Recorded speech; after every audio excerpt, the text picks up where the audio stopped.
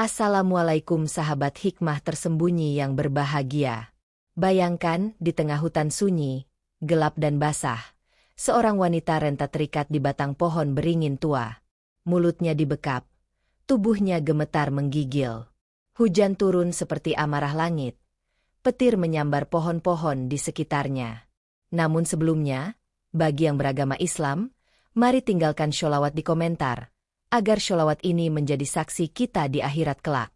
Jangan lupa juga like dan share cerita ini ke teman ataupun keluarga terdekat kita, untuk membantu menyebarkan dakwah Islam dalam bentuk cerita. Semoga Anda mendapatkan pahala yang setimpal karena sudah subscribe, like, komen dan membagikan cerita ini. Sekarang mari kita lanjut ke ceritanya. Rumah itu berdiri kokoh di tengah perkampungan. Terlihat bersih dari luar, penuh senyuman di pagi hari, namun menyimpan kegelapan yang tak semua orang tahu.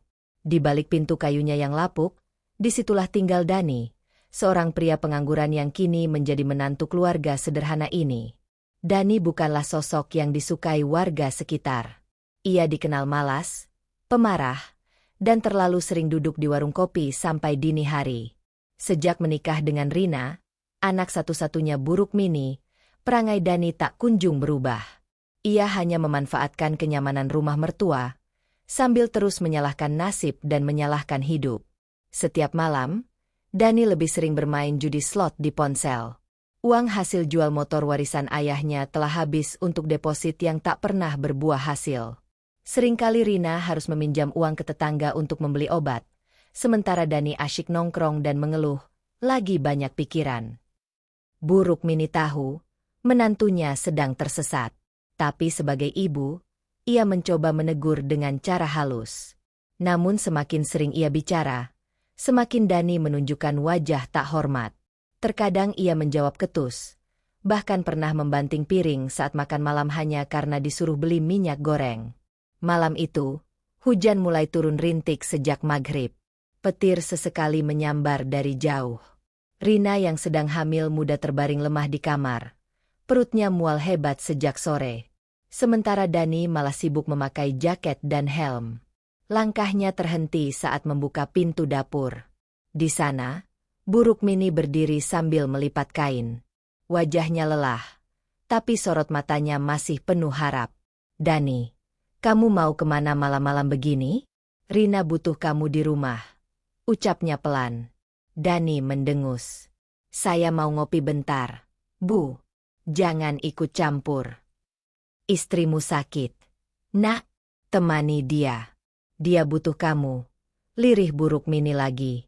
Suaranya sudah seperti doa, namun tak pernah didengar.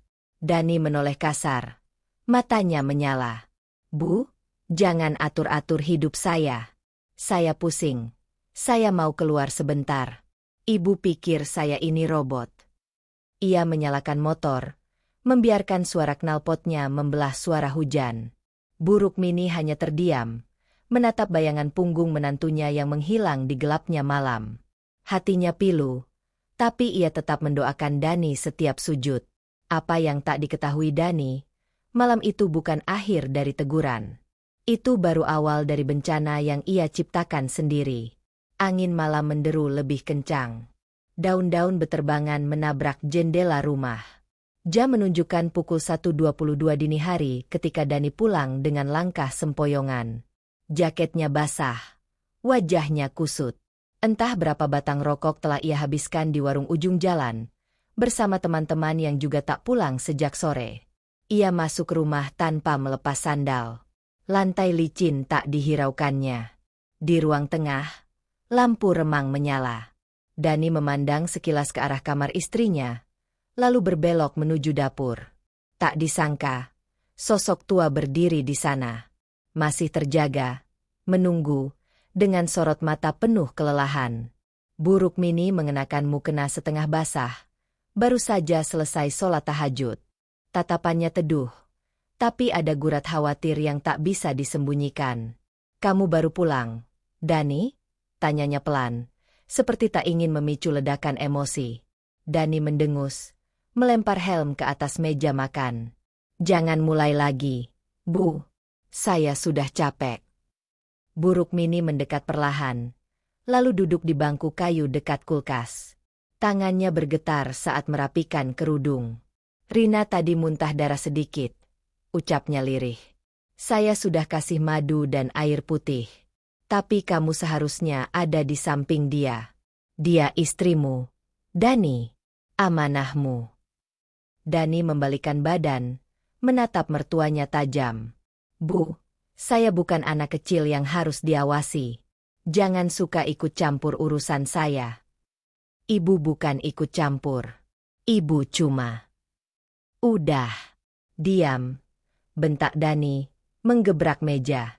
Gelas pecah, air tumpah ke lantai. Sisa-sisa nasi berhamburan. Buruk Mini terhenyak. Tapi matanya tidak berubah. Ia tidak melawan. Ia hanya menunduk, mengusap pecahan kaca dengan tangan telanjang. Dani meludah ke lantai. Kalian semua sama. Istri saya cerewet. Ibu mertua saya sok suci. Kalian pikir saya gak punya beban? Ia melangkah pergi, membanting pintu kamar, lalu menguncinya dari dalam. Sementara Buruk Mini masih berlutut, membersihkan sisa amarah yang menetes di ubin. Langit di luar semakin menggila. Petir menyambar lebih dekat. Tapi rumah itu lebih sunyi dari kuburan. Pagi harinya, Dani bangun dengan kepala berat, perut kosong. Ia berjalan ke dapur tanpa melihat sekeliling. Buruk Mini sudah pergi ke rumah sakit menemani Rina periksa kandungan. Tak ada yang menyiapkan teh. Tak ada nasi hangat. Rumah itu terasa hampa. Namun Dani tak peduli. Ia kembali ke ruang tamu dan membuka ponsel. Judi online. Deposit baru. Sisa saldo tinggal Rp25.000. Ia coba main 1 putaran. Kalah. Ia emosi. Melempar ponsel ke lantai. Lalu tertawa sinis sendiri. Sore menjelang. Gerimis mulai turun. Dani keluar rumah, lupa akan sesuatu. Jemuran yang dipasang Buruk Mini sejak pagi. Ia membiarkannya tergantung di tali jemuran, lalu masuk lagi ke dalam dan tidur. Dan malam pun tiba. Langit malam basah oleh gerimis. Udara dingin merayap ke sela-sela dinding rumah. Daun pintu berderit perlahan saat Buruk Mini pulang dari rumah sakit. Di tangannya ada kantong plastik berisi bubur dan susu untuk Rina. Wajahnya tampak letih, namun masih menyimpan harap. Saat memasuki halaman, langkahnya terhenti. Matanya menatap tajam ke arah jemuran di samping rumah. Pakaian-pakaian basah tergantung lemas, berat oleh air hujan. Itu pakaian kerja Rina, seragam sekolah cucunya, dan kain-kain bersih yang baru saja dicuci pagi tadi. Tangannya bergetar saat menyentuh baju-baju itu. Beberapa masih meneteskan air ke tanah. Wajahnya mengeras. Dingin.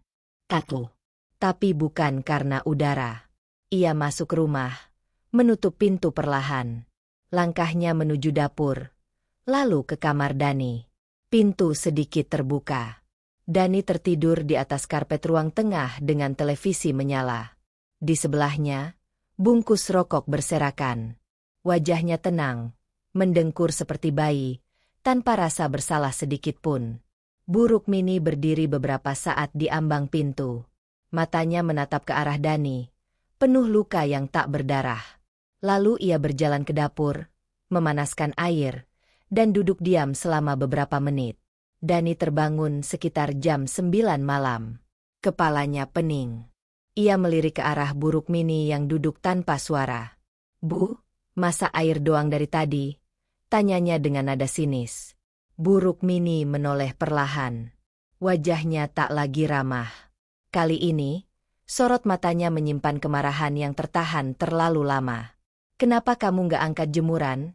Tanyanya pelan, namun menusuk seperti pisau. Loh, emang saya disuruh?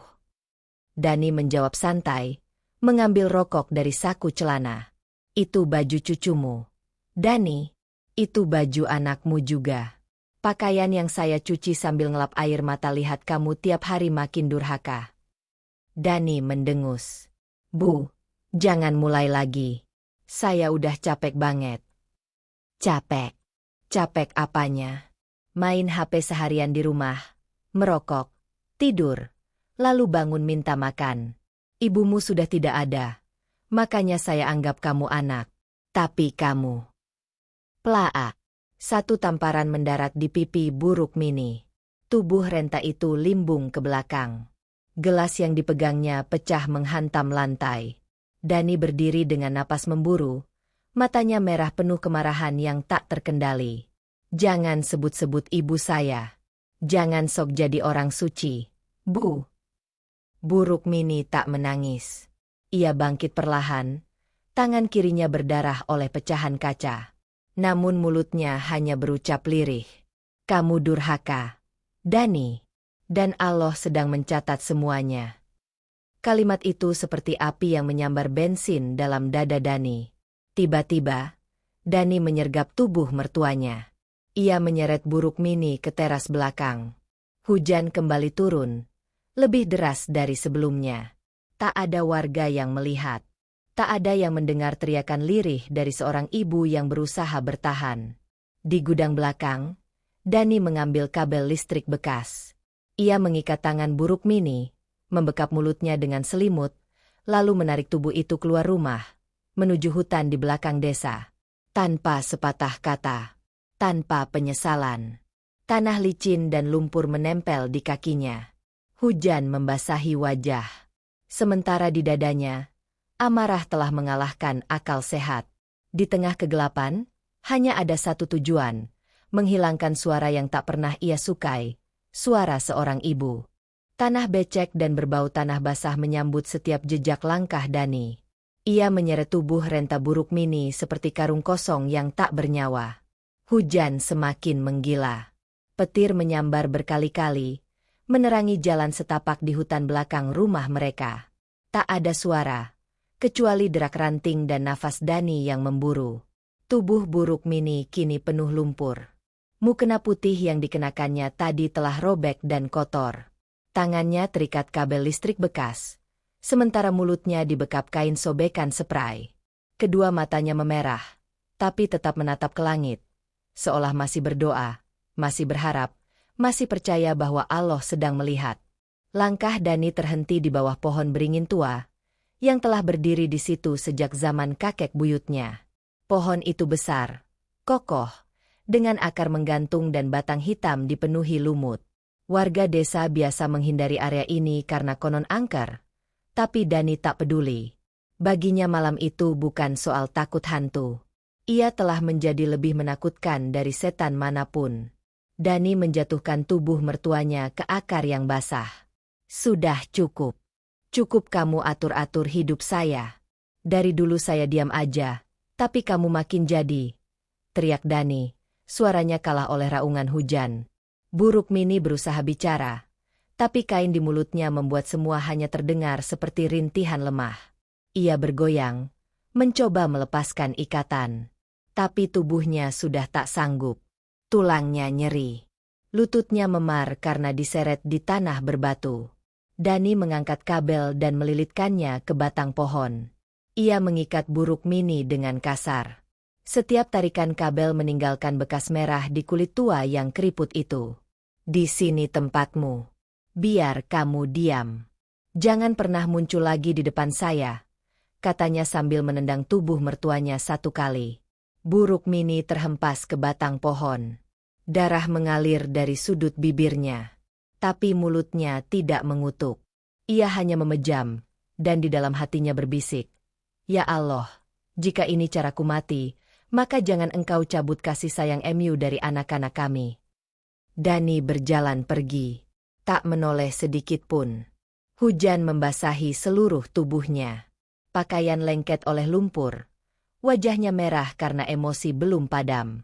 Ia menyeberangi kebun kosong, masuk ke halaman rumah lewat pintu belakang, lalu langsung masuk kamar tanpa membersihkan diri.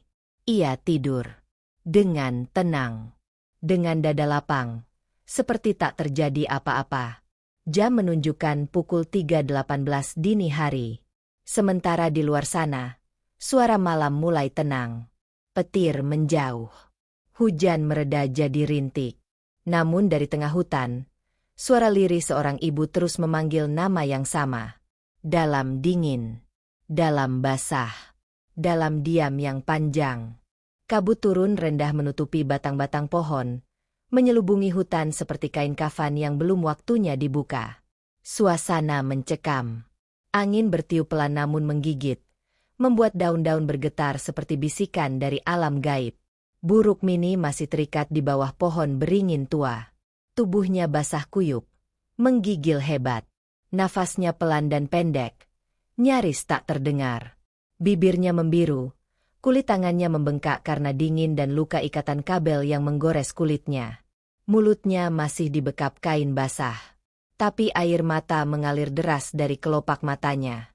Bukan karena takut mati, bukan karena kesakitan, tapi karena hancur hati melihat menantunya tega memperlakukannya lebih kejam dari binatang. Langit telah berhenti menangis, namun tanah masih memeluk sisa hujan. Buruk Mini mendongak ke langit. Dalam hatinya masih ada doa yang tak berhenti lirih. Allah, jangan biarkan Dani binasa dalam dosa. Berikan dia hidayah, meski dari kehancuran.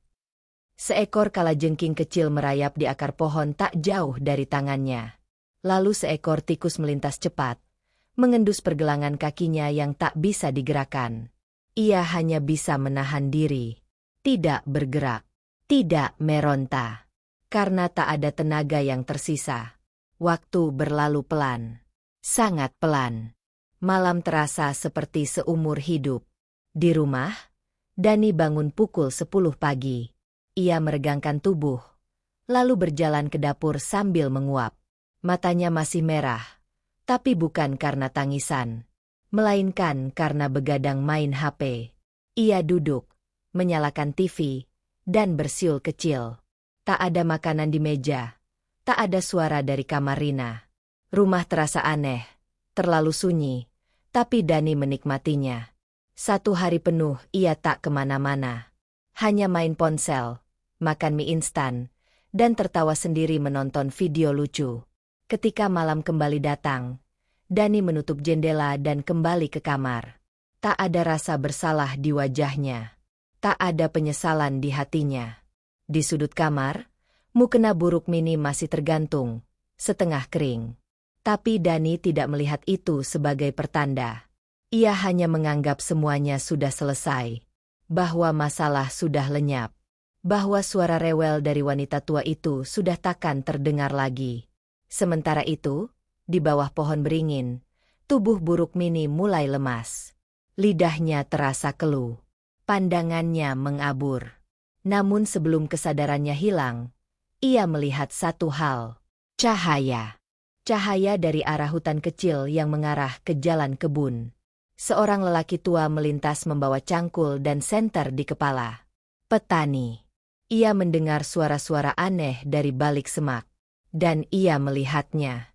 Seorang wanita tua, diikat, dibekap, dan nyaris tak bernyawa. Ya Allah, astagfirullah, serunya sambil berlari mendekat. Tubuh Buruk Mini ditemukan dalam kondisi mengenaskan. Petani itu langsung berteriak memanggil warga.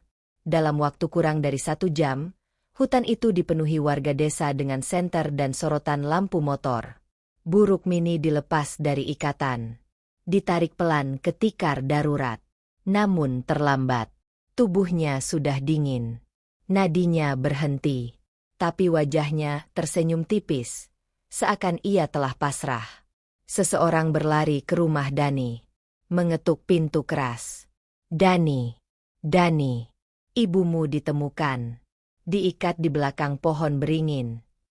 Dani terbangun. Jantungnya berdebar. Tubuhnya dingin. Dan malam itu menjadi awal dari akhir.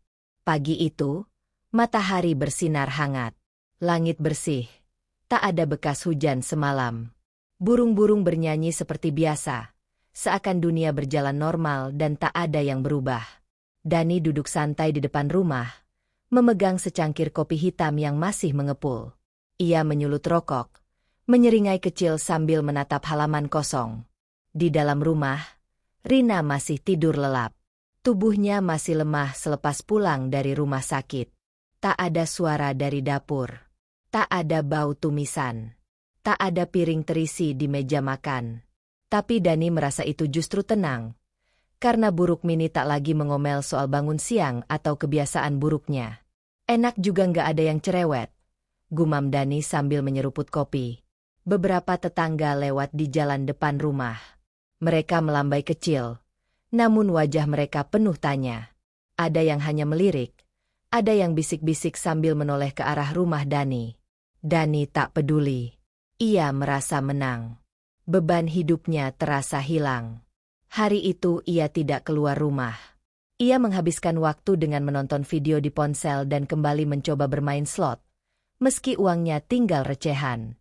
Dalam hati ia berpikir untuk menjual mesin cuci rumah atau sepeda butut di gudang demi bisa deposit lagi. Menjelang sore, ia keluar rumah sebentar untuk membeli rokok. Saat di warung, suara perempuan dari balik etalase berkata dengan nada gusar. Dani, ibumu kemarin gak pulang, ya? Tadi pagi ada kabar lo. Warga nemuin orang tua terikat di hutan belakang. Dani terdiam sesaat. Jantungnya mencelos. Namun wajahnya cepat mengendalikan. Oh, iya. Itu ibu saya udah pulang kampung. Mungkin bukan dia, jawab Dani cepat. Perempuan itu mengangguk ragu. Tapi sorot matanya tetap curiga. Dani pulang lebih cepat dari biasanya. Ia menutup semua pintu dan jendela.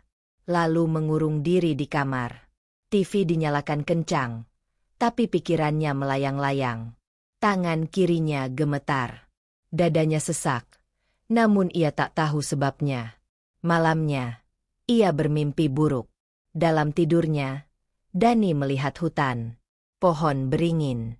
Hujan deras. Dan tubuh tua penuh lumpur sedang menatapnya dari akar pohon. Dengan mata terbuka. Namun tubuh tak bergerak. Lalu, wanita tua itu tersenyum. Dan darah menetes dari mulutnya. Dani terbangun sambil menjerit. Keringat dingin membasahi leher dan punggungnya. Ia memegang dada. Jantungnya berdetak terlalu cepat. Ia menoleh ke arah jendela. Dan untuk sepersekian detik, ia merasa melihat bayangan seseorang berdiri di balik kaca. Ia bangkit, membuka tirai. Tapi tak ada siapa-siapa di luar. Ia kembali ke tempat tidur. Tapi kali ini, ia tak bisa tidur sama sekali. Keesokan paginya, suara gaduh membangunkannya. Terdengar motor-motor warga berhenti di depan rumah. Lalu suara tangisan. Rina membuka pintu lebih dulu. Dan jeritannya menggema di seluruh rumah. Ibu. Allah. Itu ibu. Dani berlari keluar. Dan pemandangan itu menghantam kepalanya seperti palu godam. Di tengah kerumunan warga, terbujur jasad buruk Mini. Tubuhnya dibalut kain kafan. Di atas wajahnya yang tertutup, ada noda lumpur yang belum benar-benar hilang. Tubuh renta itu telah menjadi mayat. Namun dalam sorot mata para warga, ada yang lebih mati dari itu, hati Dani. Semua mata tertuju padanya. Ini kamu yang lakukan, kan, Dani? Ucap seorang warga tua, dengan suara berat. Rina jatuh terduduk, menangis pilu. Mulutnya tak bisa berkata-kata. Ia hanya menatap jasad ibunya, lalu menatap suaminya, dan diam. Dan pada detik itu, Dani tahu bahwa hidupnya telah berubah untuk selamanya. Udara terasa berat, langit cerah, tapi tak ada yang bisa merasakan keindahannya. Rumah Dani kini dikerumuni warga.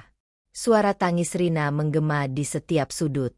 Tubuh buruk Mini sudah dibawa ke dalam, disemayamkan di ruang tengah, tepat di tempat ia biasa duduk membaca Al-Quran setiap malam. Namun hari itu, tak ada ayat suci yang terdengar. Hanya isak, desahan, dan bisikan-bisikan tajam dari mulut-mulut tetangga. Katanya ditemukan diikat di pohon beringin. Yang nemu warga kebun waktu subuh. Katanya tubuhnya dingin banget, kayak udah semalaman di sana. Gimana bisa orang tua sampai diseret ke hutan begitu? Dani duduk mematung di sudut ruangan. Wajahnya pucat. Keringat dingin terus menetes dari pelipisnya. Tubuhnya kaku. Pandangannya kosong.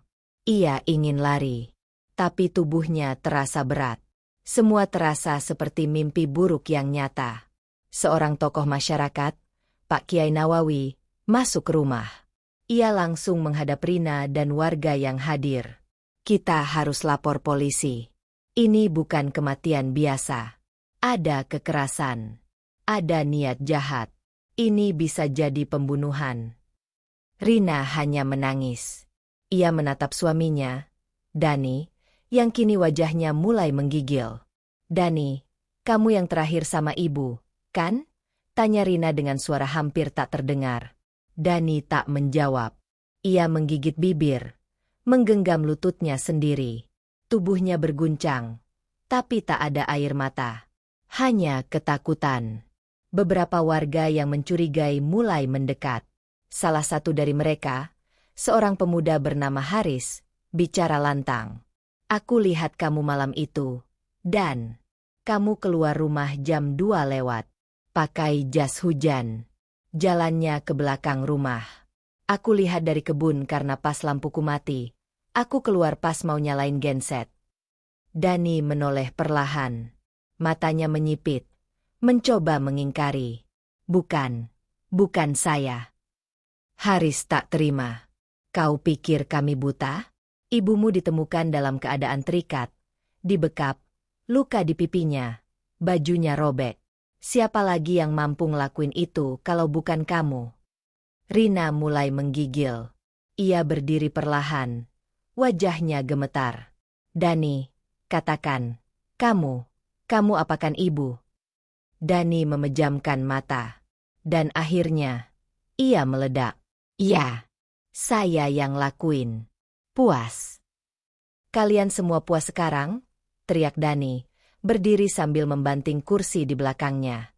Semua terdiam. Jantung waktu seperti berhenti berdetak. Saya muak.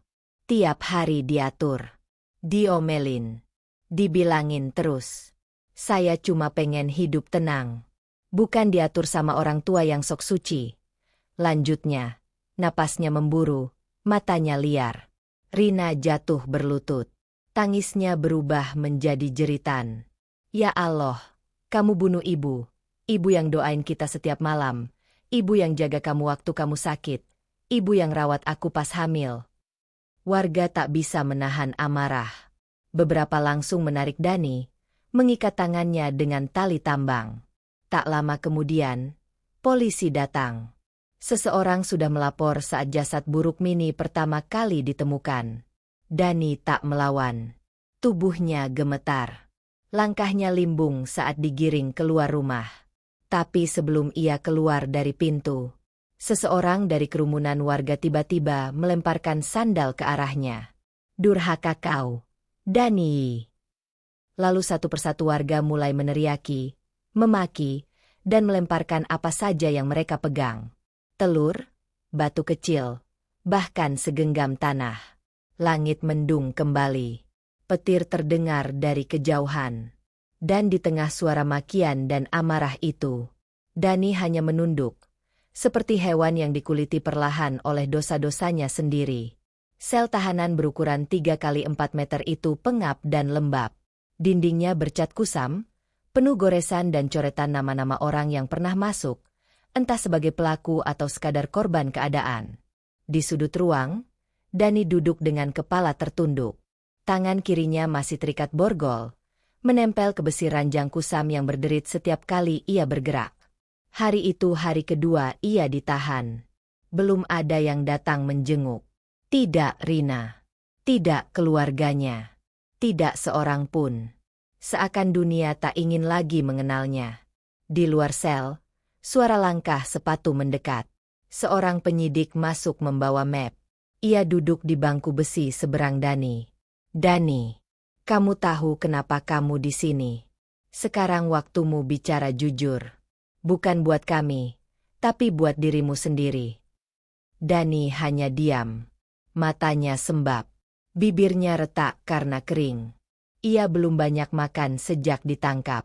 Setiap malam, mimpi buruk datang menampar batinnya, menampilkan wajah buruk Mini yang menatapnya tanpa marah. Hanya diam, penuh kecewa. Beberapa menit hening. Lalu akhirnya Dani bicara pelan. Saya nggak niat bunuh dia. Saya cuma pengen dia diam. Penyidik mencatat perlahan.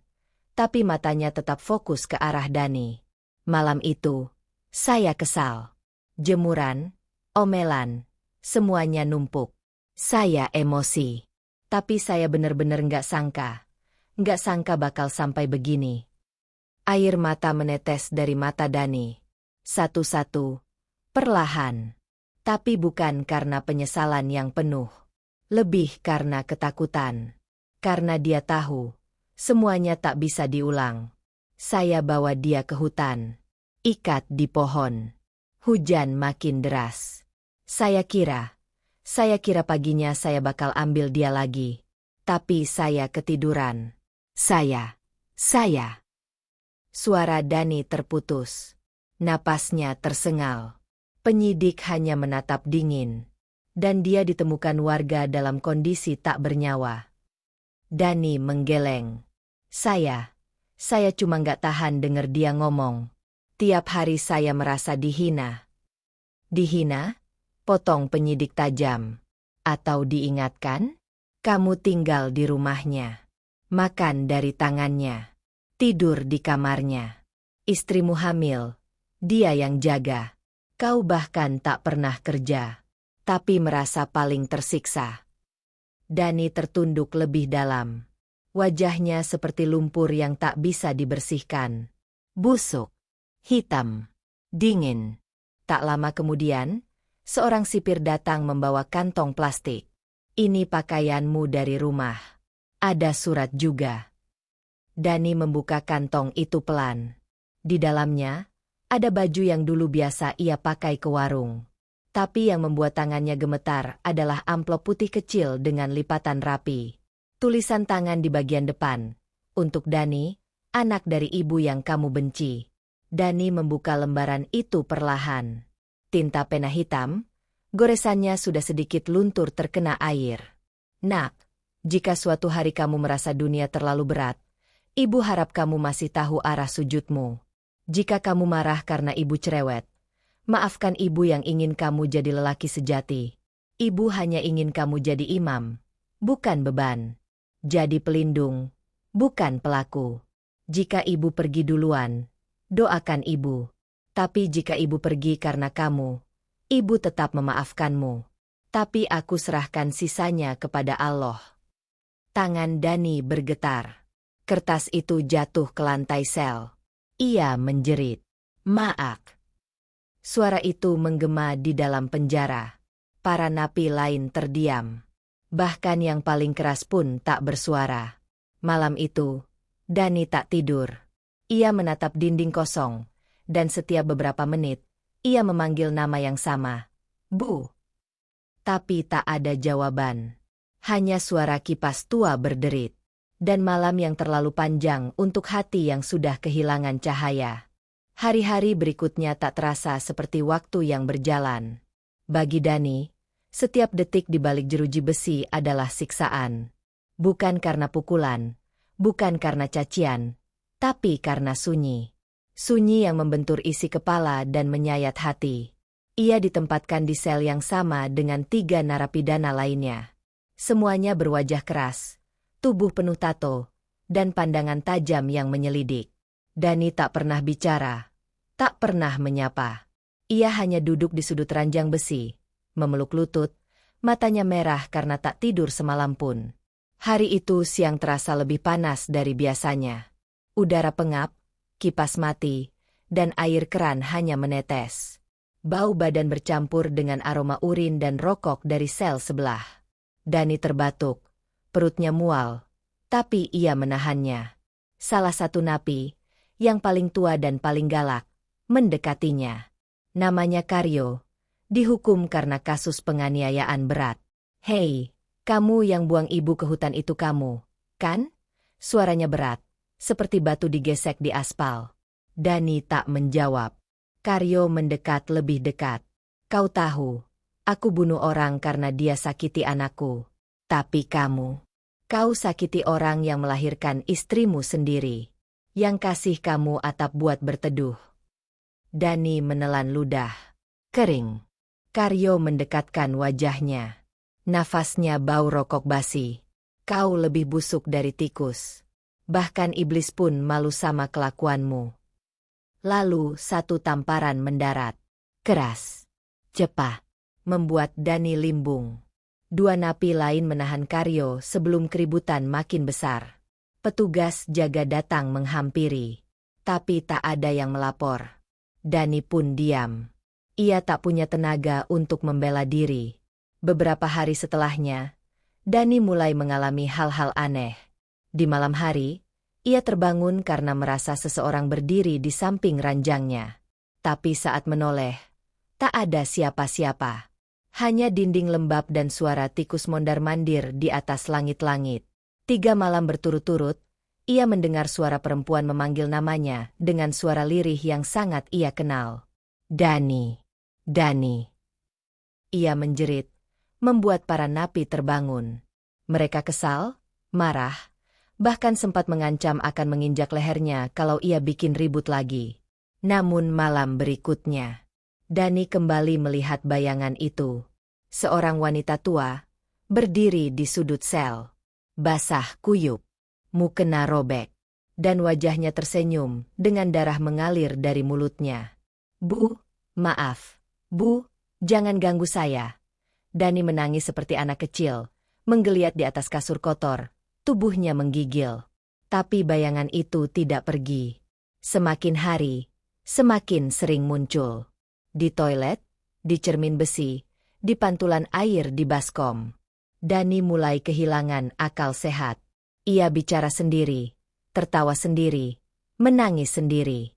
Bahkan saat makan pun, ia menyisihkan nasi di lantai dan berbisik, "Ini buat ibu." Penyidik dan sipir mulai menyadari perubahan itu. Mereka memanggil psikolog penjara. Tapi Dani hanya menjawab satu kalimat setiap kali ditanya. "Ibu saya belum maafin saya. Dia belum maafin saya." Dan malam itu, saat semua napi tertidur, Dani menjerit paling kencang dari sebelumnya. "Ibu, maafin aku." Suaranya memecah kesunyian penjara. Bahkan para penjaga berjaga semalaman karena takut Dani mencoba bunuh diri. Tapi yang mereka temukan hanyalah tubuh kurus kering yang meringkuk di sudut dinding, dengan mata terbuka, menatap kosong. Tubuh yang belum mati, tapi jiwanya sudah lebih dulu dikubur oleh rasa bersalah dan kutukan seorang ibu yang disia-siakan. Malam-malam di penjara itu bukan lagi sekadar sunyi. Ia telah berubah menjadi ladang siksa bagi Dani. Setiap kali matanya terpejam, bukan mimpi indah yang datang, melainkan potongan-potongan kejadian yang menghantui pikirannya, menggigit setiap detik tidurnya dengan rasa sesal dan ketakutan. Dani bermimpi dirinya kembali berdiri di depan pohon beringin tua. Hujan turun deras. Petir menyambar tanpa ampun. Di bawah pohon itu, sosok buruk Mini masih terikat. Tubuhnya lunglai, matanya menatap Dani lurus, datar, tanpa kemarahan, tapi penuh luka. Lalu tiba-tiba, tubuh itu berdiri sendiri, tanpa melepaskan ikatan. Dengan langkah pelan dan suara gemeretak ranting, sosok itu mendekat. Mukena basahnya meneteskan darah. Tangannya terulur ke arah Dani. "Dani." "Ibu belum selesai bicara," bisik suara itu. Lirih namun menggema seperti dari dasar kubur. Dani terbangun sambil menjerit. Tubuhnya bergetar. Nafasnya memburu. Keringat membanjiri wajah. Matanya merah, dan selimut kusam di sekitarnya basah kuyup oleh keringat dingin. Napi lain sudah tak peduli. Beberapa mengancam. Ada yang bilang akan membekap mulut Dani jika berteriak lagi malam ini. Tapi Dani tak bisa mengontrol mimpi-mimpinya. Setiap malam selalu sama. Dan setiap pagi, tubuhnya terasa semakin lemah. Seperti raganya ikut ditarik dari satu dunia ke dunia lain. Lalu malam berikutnya datang. Namun kali ini berbeda. Dani tertidur di lantai sel karena ranjangnya basah oleh muntahnya sendiri. Ia memeluk tubuhnya sendiri karena menggigil. Dan saat itu, mimpinya bukan hanya mimpi. Ia merasa sadar. Dalam tidurnya, ia berjalan di lorong rumahnya sendiri. Gelap. Sepi. Suara tik-tik hujan masih terdengar, padahal langit penjara di luar sedang cerah. Ia melihat Rina berdiri di dapur, menangis sambil memeluk pakaian basah. Lalu di meja makan, buruk mini duduk membelakanginya. Perlahan, wanita tua itu berbalik. Wajahnya hancur, penuh luka lebam dan lecet. Tapi matanya tetap utuh, menatap tajam ke mata Dani. "Ibu sudah maafkan kamu, Nak," katanya. Dani terisak. Ia berlutut, memeluk lutut ibunya, menangis seperti anak kecil. Tapi Allah belum. Dani menjerit. Dan saat itu juga, tubuhnya seperti ditarik paksa oleh kekuatan besar dari tanah. Ia terlempar ke dalam lubang hitam, gelap, sempit, dan penuh jeritan. Ia terbangun lagi. Tapi kali ini, tidak hanya ketakutan. Kakinya kesemutan hebat. Ia mencoba berdiri, namun tidak bisa. Kaki kanannya tak bisa digerakkan. Panik, ia menggedor pintu besi sel, memanggil sipir sambil menangis. "Tolong, kaki saya nggak bisa gerak." Petugas medis datang. Diperiksa sebentar, lalu kepala penjaga mengangguk pelan. "Kita rujuk ke rumah sakit. Kemungkinan lumpuh." Dan di atas ranjang darurat menuju klinik penjara, Dani menangis sejadi-jadinya. Bukan karena lumpuhnya kaki, tapi karena ia tahu, ini bukan penyakit medis biasa. Ini bukan karena jatuh atau syaraf kejepit. Ini adalah balasan. Satu persatu mulai datang. Tubuh yang dulu digunakan untuk menyeret sang ibu, kini tak bisa digunakan untuk berdiri. Ruangan itu sunyi. Bau alkohol medis bercampur dengan bau besi tua dan jamur dari tembok retak. Di pojok kamar, ada kipas angin berdengung pelan, seolah enggan terus berputar. Di tengah ruangan, terbaring seorang pria dengan selimut tipis yang hanya menutupi separuh tubuhnya. Kedua kakinya tak bergerak lagi. Mati rasa. Kering. Menyusut. Itulah Dani. Terpenjara, lumpuh, dan kini hanya bisa memandang langit-langit kusam yang penuh sarang laba-laba. Tubuhnya kurus kering, pipinya cekung, rambutnya tak lagi dipotong. Ia bukan lagi Dani yang dulu galak dan keras kepala. Ia kini hanya seonggok tubuh yang tak bisa lari dari azab yang datang perlahan, tapi pasti. Setiap malam, Dani tidur di ranjang besi berkarat, mendengar suara tikus berjalan di atas plafon, dan kadang, suara sendal basah yang menyeret di lorong. Suara itu datang dan pergi. Kadang mendekat sampai ke ambang pintu, lalu hilang. Dani tahu, itu bukan sipir. Itu bukan pasien lain. Itu adalah rasa bersalah yang menjelma jadi nyata. Suatu malam, saat hujan deras mengguyur atap rumah sakit penjara itu, Dani kembali terbangun. Bukan karena mimpi, tapi karena dingin yang luar biasa menusuk hingga ke tulangnya. Selimutnya basah, tapi bukan karena air biasa. Ada genangan kecil di kasur, seperti lumpur, berbau tanah basah dan daun busuk. Ia menoleh. Di ujung tempat tidurnya, duduk sosok wanita tua dengan mukena putih compang-camping. Kepalanya tertunduk, tangannya terlipat di pangkuan, dan tubuhnya basah kuyup, meneteskan air. Dani ingin menjerit, tapi tenggorokannya kering. Ia ingin lari, tapi kakinya mati. Ia hanya bisa menatap dengan mata membelalak, tubuh kaku, dan mulut bergetar. Perlahan, sosok itu mendongak. Wajahnya pucat, mulutnya terbuka pelan. Matanya menatap dalam ke mata Dani. "Dani, ibu sudah maafkan kamu, tapi kamu belum maafkan dirimu sendiri." Dan seketika itu juga, seluruh tubuh Dani terasa seperti ditarik dari dalam. Dadanya sesak, lehernya kaku, matanya berkunang. Ia tak bisa bernapas. Ia tak bisa menjerit. Beberapa jam kemudian, saat subuh menyingsing, seorang perawat datang untuk mengecek kondisi tahanan. Dan di situ ia menemukannya. Dani, terbujur kaku di ranjang. Matanya terbuka lebar. Mulutnya sedikit menganga. Kedua tangannya mencengkram selimut. Dan di lantai di bawah tempat tidur, ada bekas lumpur basah berbentuk jejak kaki kecil yang menuju ke arah jendela. Tak ada tanda kekerasan. Tapi di sekujur tubuh Dani, terdapat bekas seperti lilitan kabel. Bekas yang sama seperti yang ditemukan di tubuh almarhumah Buruk Mini. Satu persatu petugas bergidik. Tak ada yang mau menyentuh tubuh itu sendirian. Malam itu, Dani pergi. Tapi bukan dalam damai. Ia mati dalam ketakutan. Mati dengan mata terbuka. Menatap wajah yang terus menghantuinya sejak malam itu. Pagi itu mendung. Tak ada sinar matahari yang menembus kabut tipis. Udara terasa dingin dan lembab.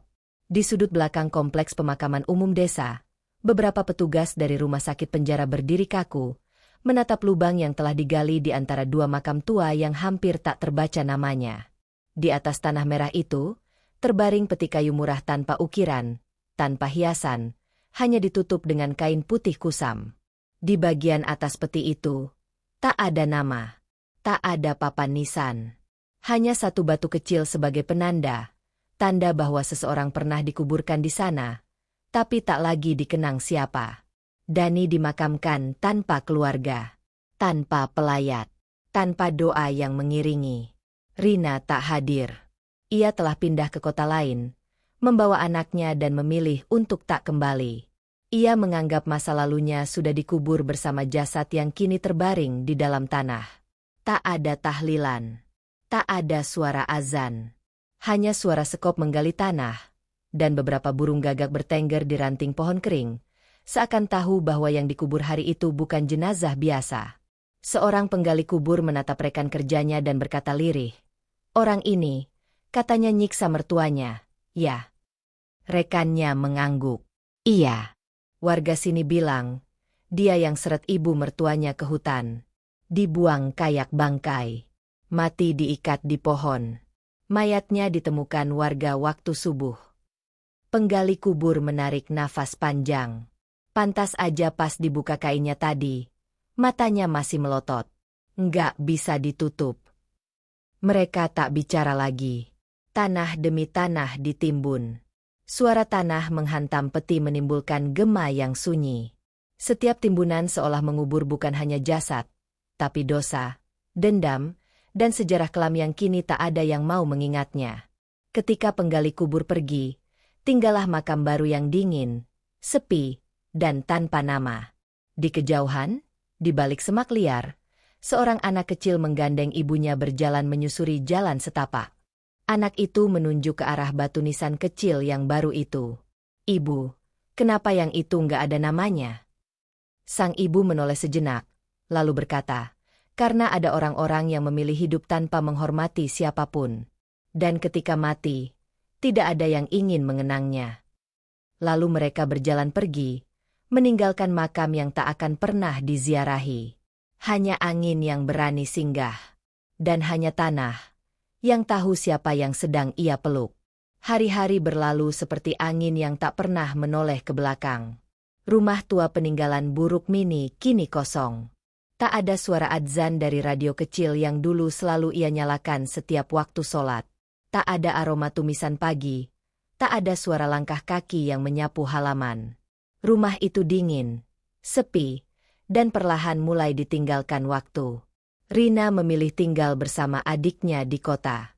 Ia membawa anaknya yang masih balita, meninggalkan semua kenangan pahit yang pernah mengikatnya dalam duka. Tak ada satupun barang dari rumah itu yang ia bawa.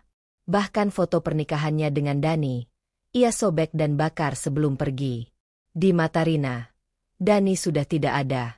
Bukan hanya mati secara jasmani, tapi juga telah lama mati sebagai suami, sebagai manusia, sebagai seseorang yang seharusnya menjaga, bukan menghancurkan. Namun meski ia berusaha melupakan, bayangan wajah sang ibu terus hadir dalam diam.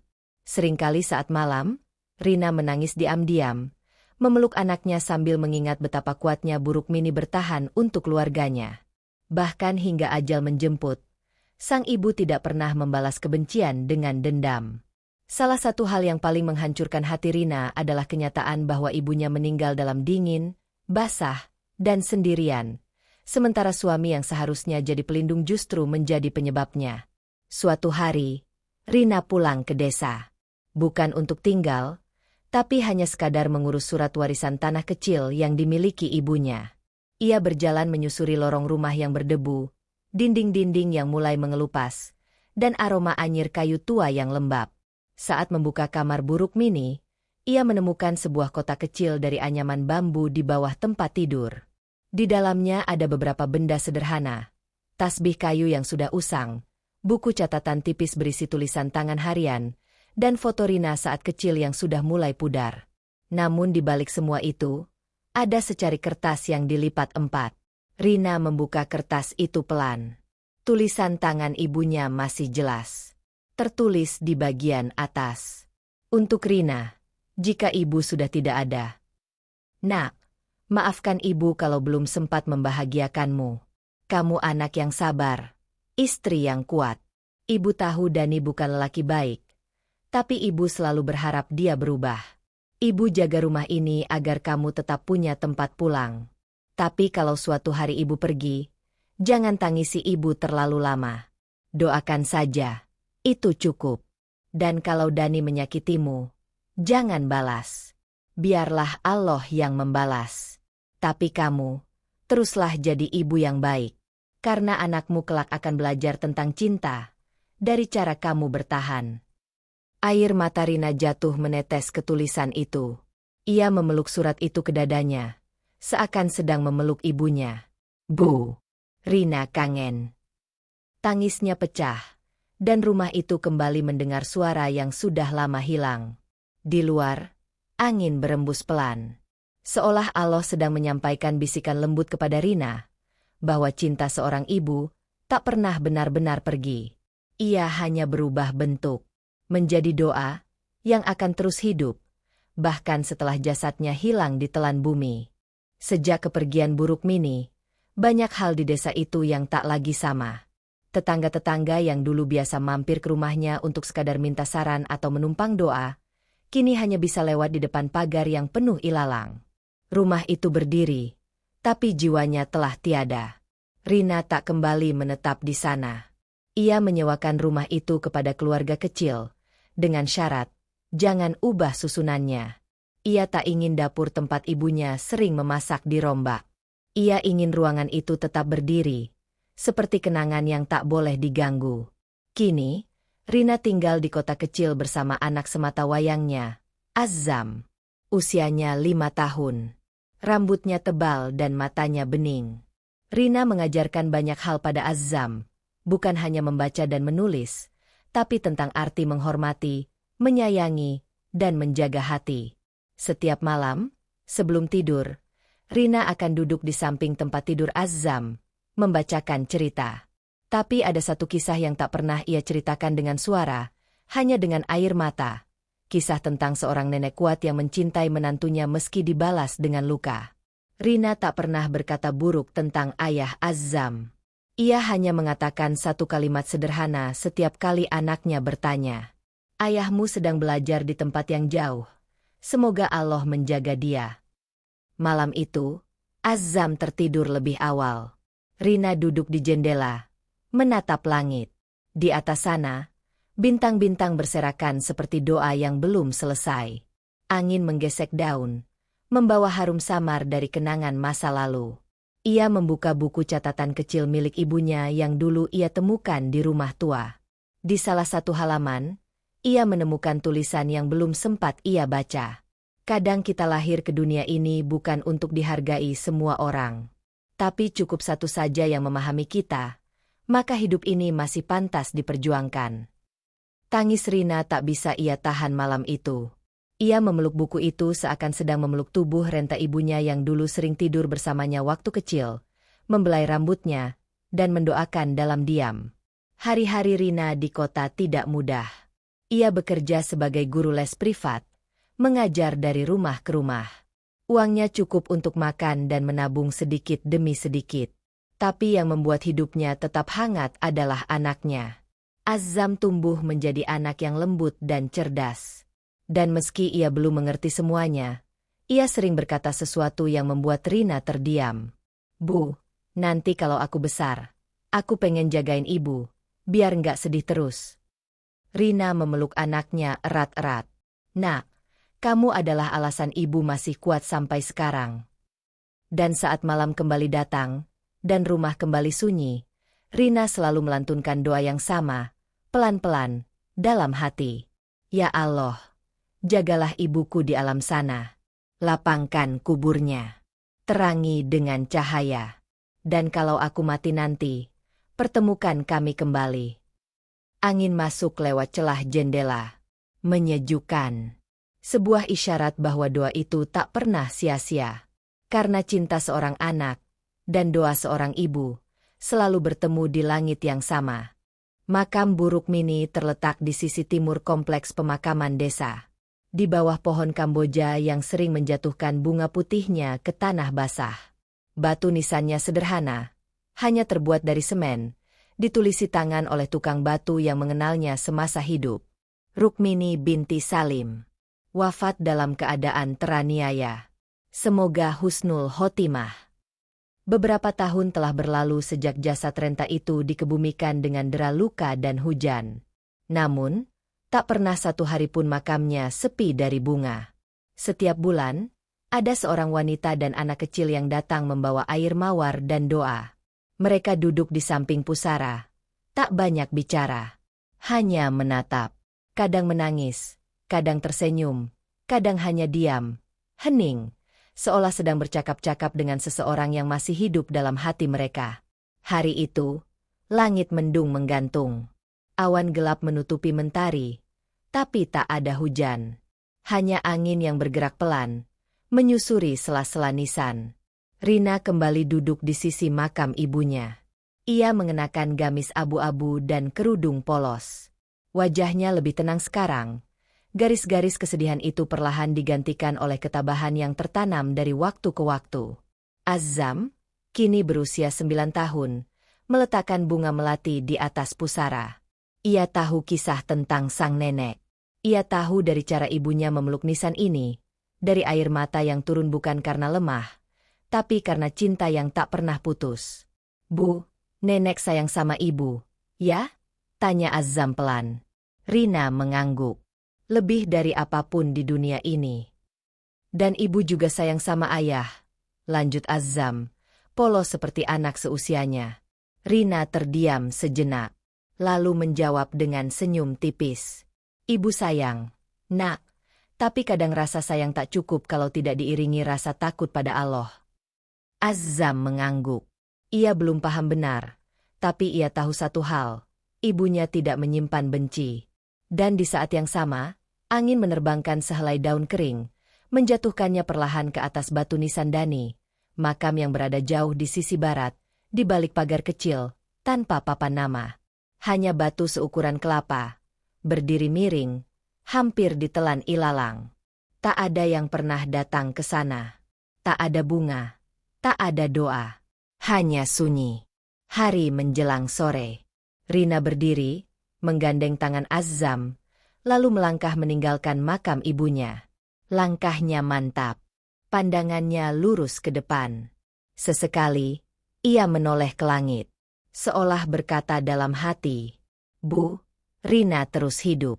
Bukan karena tidak sakit, tapi karena ibu pernah mengajarkan bagaimana caranya bertahan. Dan langit tidak menjawab.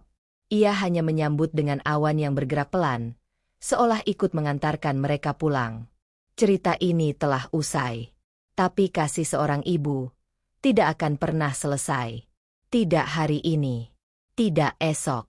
Tidak selamanya. Terima kasih sudah menyimak cerita ini hingga akhir.